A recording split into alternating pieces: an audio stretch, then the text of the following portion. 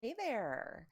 Today is Sunday, August 13th, and this is our creative week. I'm Jennifer Vanderbeek, and welcome to the channel. How have you been? I hope you've had a good couple of weeks. I hope you're staying out of the excessive heat that's out there. Woo, it's been kind of rough. I think we're getting a break on that coming up, but yeah, it's going to be a little bit. It's only a small break, and we'll see if it actually happens. Um, I have been a busy little bee, and but you wouldn't know that because I haven't. I missed a couple of weekends of updates, and I don't know how that happened. It just I missed a week, and then boop, completely gone off the internal radar, and it's like, no, I need to. I'm forgetting something. Here we are. I've got a couple different weeks worth of progress to show you. One of my projects lately has been this buddy here. This is essentially a background for and it's coming out kind of tealy. It's more actually blue in reality, but background for mixed media painting that I'm working on. And this is part of what is going to be the focus of it. You see, this looks like a sea turtle, sort of, part of one. Um, so I'm in the process of this has been machine stitched and hand stitched, and now I'm doing some of the more decorative elements like this netting look along the bottom. That's going to go over the whole shell. And eventually, we're going to ignore the fact that, the canvas edges there, because those are going to be turned under. And that's what's going to help us attach it to canvas. But yes, this is kind of a middle ground between my mixed media sculptures and my painting. That's the idea. We'll see how it works.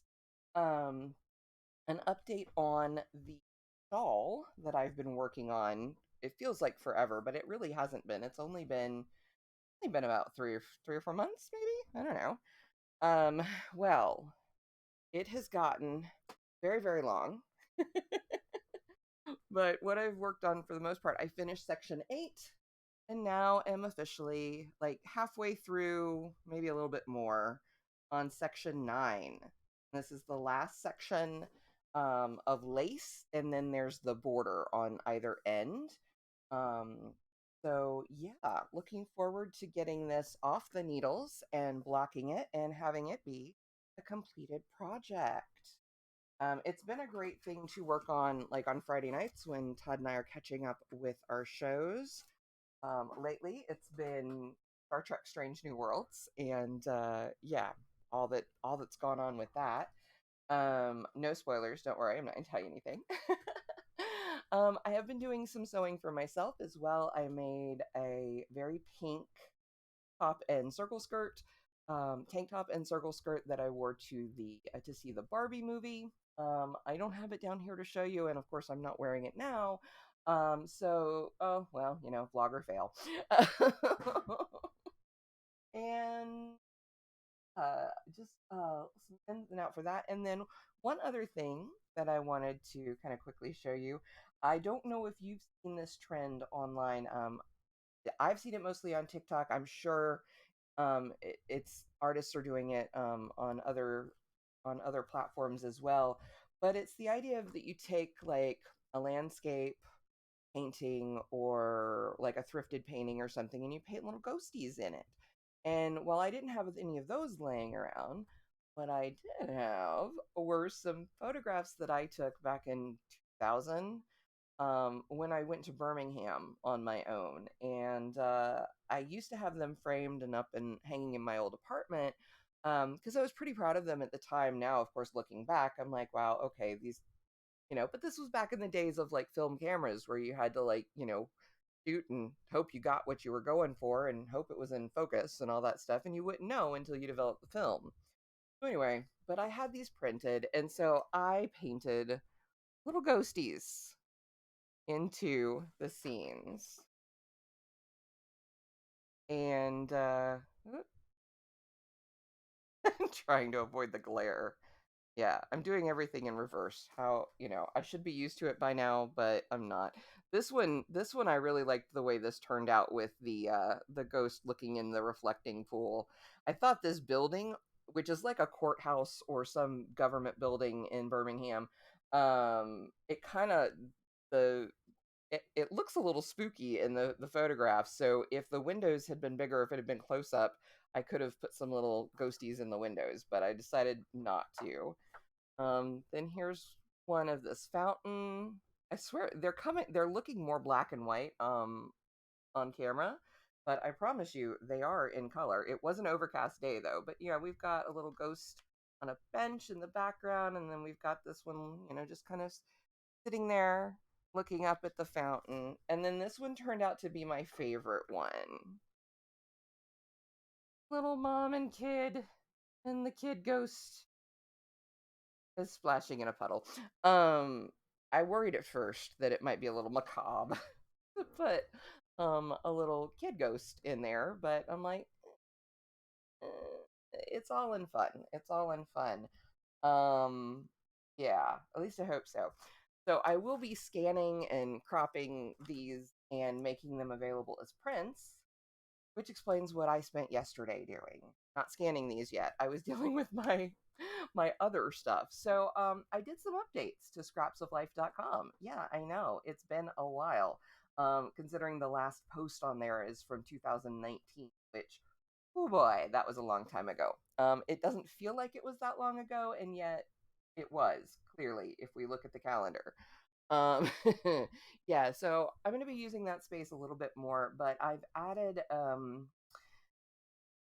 so far, what I did yesterday was a lot of back end work that no one will ever notice because it's all updates and, you know, settings and all that sort of thing. But I did add a shop function on there. And so that's now where you can go to find um, sticker sheets and clothing that I had created um, out of some of the designs from my coloring books. Name notably Just Desserts. There's a couple of little skater dresses. There's a and a sticker sheet, and then my pumpkin themed coloring book, Posh Pumpkins. I've blanked on the name for a minute, which that's still available through Amazon, the way it normally is. But I had taken and created a sticker sheet with some of my favorite pumpkins from there, as well as an old digital stamp set I'd created a while back. So there's a Something Wicked sticker sheet as well. I took my absolute favorite. I know we're not supposed to have favorites, but let's face it, I do. My absolute favorite illustration from that coloring book is what I call Gourds Gone Wild. It's a stack of three pumpkins that are highly detailed, decorated as a tiger, a zebra, and a giraffe.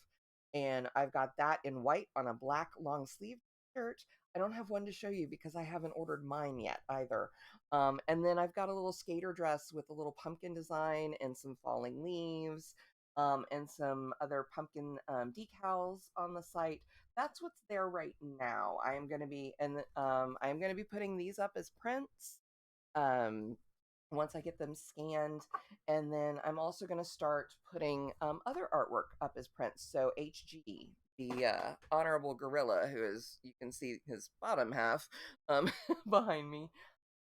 I'm going to make prints available of him, a couple of the pet portraits I did, Duncan and Molly for sure. I'm going to make some prints and other merchandise available, other items available with those paintings on them, maybe even cards. But yeah, I'm really needing to focus on that sort of thing right now. Um, as much as I love creating, creating alone does not make me money. And I am trying to be a working artist and author. And while I'm working, it's more volunteer if I'm not actually selling any of my work. So while I work on pieces like this, that I am holding on to for the time being, um, because my goal is to have a show of them, and so I need of at least a small collection of work, not more. Then I need to go ahead and start making things like prints and the like available, and that way, if you're interested in any of them, you'll be able to access them. And I am using print on demand for all of this because it's it's a little bit more friendly environmentally, because then we don't have to deal with warehousing of anything. Everything is created as needed, so we don't have to, like, we're not wasting materials in having stock. But it makes it easy on me because I don't have to then take a day out of my schedule and focus on shipping stuff each week or more. Not that that is a bad problem to have, and maybe one day that will be the case, but for now, print on demand is the option that makes the most sense. Um, it does mean that I make less per item, but that's just the name of the game. That's kind of a trade off in this instance. Now, I will be creating some things that will also be up in the shop at scrapsoflife.com, that will be handmade by me and that I will ship out. Those items, as they become available, I will, of course, be announcing those on the various social media platforms. And so definitely watch my Instagram. But I'd had the items that are on the site right now, I'd had on the publishing site because they went with the coloring books and stuff. It made sense. But then I was like, but wait, when I've also been working on updating my portfolio, all of this stuff goes that's behind the scenes, that's not actually creating art, is what a lot of like working artists, they deal with administrative stuff more so than the actual art creation. And I've been kind of falling down on that job, so that's where I'm kind of trying to play catch up now. And as I've been putting together my fine art portfolio for my paintings and sculptures and so forth, um, I'm like, well, do I want to put prints here? Then I've got a separate thing for the prints here, and then I've got stuff here. And where does this go? And it's like, where's stuff that meets in the middle? Yeah, basically, it's like, well, why have it all in different places? All of my social media really is under Scraps of Life. It's my identity online since 2003, I think. Um, oof, 20 years. Yep. Um, so why not have it in one place under the name that most people know me by? So yeah. I've kind of sped through this update, and it's still, oh gosh, we're already at 13 minutes. I feel like I'm just going nonstop, but that's because I'm trying to catch up with y'all and just let you know what's going on. And yeah. I don't know. It's like go, go, go right now. Although this heat really makes me want to sleep, sleep, sleep. Um, yeah, I am putting in the work, and yeah, I'm trying to make things happen. This is the part this is the part of creativity for professional creatives that you don't get to see very much. And yeah, sometimes it's a bit of a drag, it's a bit of a bummer, but it's what we have to do. And so consider this your peek behind the scenes, sort of kind of in a roundabout way. Um, you probably know that this stuff goes on, but for your favorite creators. But here's me being transparent. Yeah, I need to start bringing in some money from what I'm creating, so that I can keep creating full time. Otherwise, it's back to a day job of some sort. But that's my update. How are you? How are you spending your time? Are you feeling your creative well? That's like super important. No matter what, through all of this, even the frustrations of yesterday dealing with the back end of my website, I still took a moment to be, creative, to interact with creativity, even though I was doing very left brain, logical stuff. I was still able to engage with creativity by, listen, watching YouTubes on my other monitor while I'm working on things and dreaming up more things to do. Like, oh, this is Dewey, by the way. I didn't give you his name. Dewey, the sea turtle. And how I'm going to approach other projects and the wheels are always turning, and that's another part of creativity that's harder to see sometimes. It's like writers. Anybody who knows an author knows that they're not just writing when they're physically writing or typing.